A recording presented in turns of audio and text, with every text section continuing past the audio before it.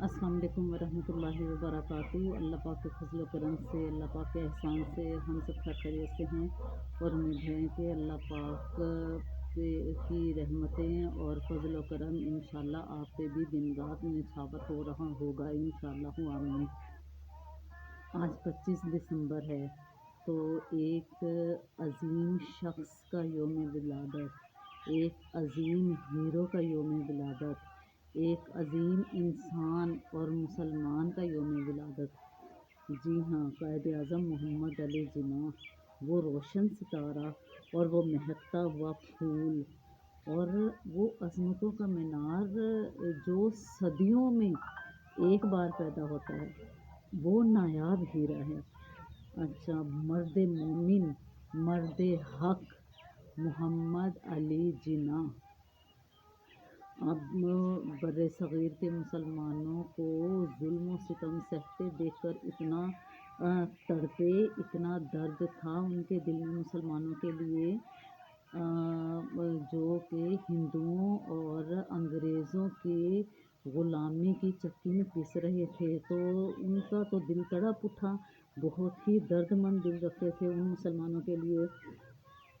तो फिर उस बंदे ने अपनी अज़्म हिम्मत का मुज़ाहरा किया, लोगों को इकट्ठा किया और अपना एम सेट कर लिया कि मैंने इन मुसलमानों को आज़ादी दिलवानी है, इनके लिए आज़ाद ख़ित्ता अरेंज करवाना है, ताकि जहाँ पे ये अपने मज़हब के लिए और अपनी हर चीज़ के लिए आज़ादी हो और अपनी मर्ज़ी से ये ज़िंदगी गुजारें।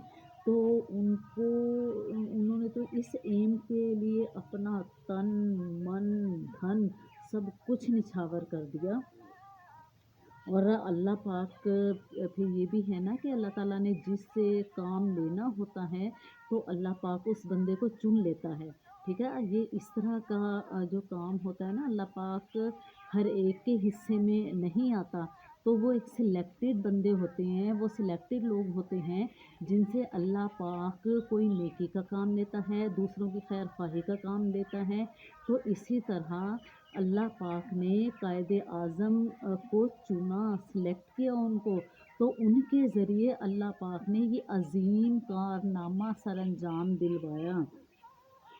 और वो अज़ीम कारनामा जो रहती दुनिया तक इंशाअल्लाह सुनहरी हरूफ से तो लिखा गया ही है और रहती दुनिया तक ज़िक्र खैर किया जाता रहेगा उनका भी और उनके इस अज़ीम कारनामे का भी। हम पाकिस्तानी कौम अपने उस मुहसिन को और उसके अज़ीम कारनामे को कभी भी नहीं भुला सकेंगे, हमेशा उनके एहसानमंद रहेंगे।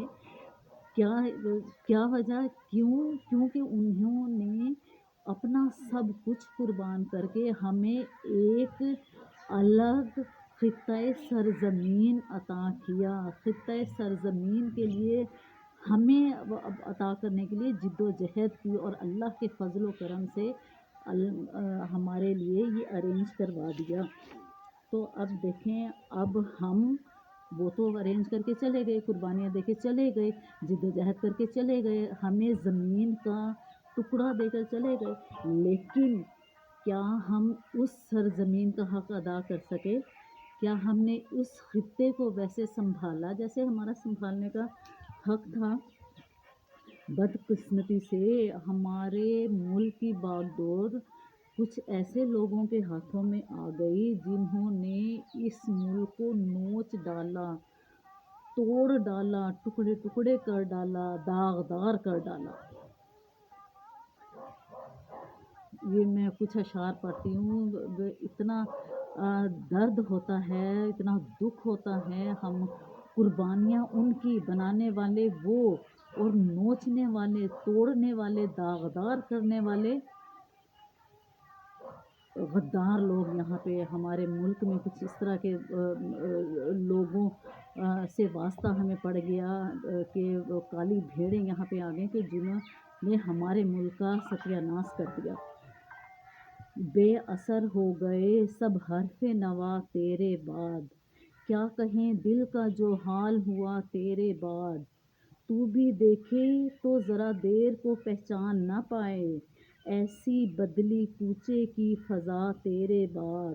اور تو کیا کسی پیماں کی حفاظت ہوتی، اور تو کیا کسی پیماں کی حفاظت ہوتی، ہم سے تیرا پاکستان سنبھالا نہ گیا تیرے بعد۔